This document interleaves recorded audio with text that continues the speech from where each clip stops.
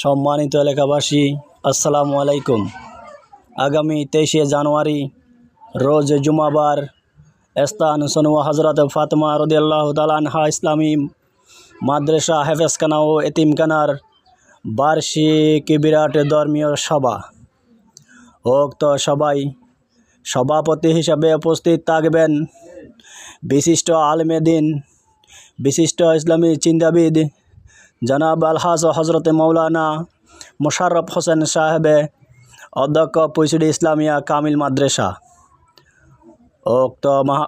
উক্ত সবাই সভাপতি হিসাবে আরও উপস্থিত থাকবেন বিশিষ্ট আলেমে দ্বীন, বিশিষ্ট ইসলামী চিন্তাবিদ জনাব হজরত মৌলানা মুফতি হাবিবুল্লাহ মিসবাহ সাহেবে, প্রতিষ্ঠা পরিচালক সনুয়া ইসলামিয়া মারকাজ আল উলুম মাদ্রাসা। উক্ত সবাই প্রধান বক্তা হিসাবে উপস্থিত থাকবেন বিশিষ্ট ইসলামী চিন্তাবিদ, কোরআন ও হাদিসের অন্যতম যুক্তিবাদী বক্তা জনাব হজরত মৌলানা ডক্টর মোহাম্মদ নেজামুদ্দিন সাহেবে, চট্টগ্রাম বিশ্ববিদ্যালয়। জনাব হজরত মৌলানা ডক্টর মোহাম্মদ নেজামুদ্দিন সাহেবে, চট্টগ্রাম বিশ্ববিদ্যালয়।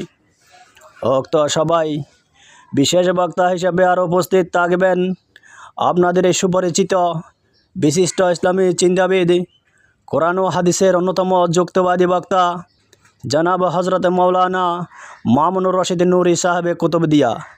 জনাব হজরত মৌলানা মামুনুর রশিদ নুরি সাহেবে কুতুবদিয়া। উক্ত সবাই বিশেষ বক্তা হিসাবে আরও উপস্থিত থাকবেন বিশিষ্ট ইসলামী চিন্তাবিদ, কোরআন ও হাদিসের অন্যতম যুক্তিবাদী বক্তা বুলবুলের কণ্ঠস্বর জনাব হজরত মৌলানা আবুল হোসাইন নোমানী সাহেবে সাতকানিয়া।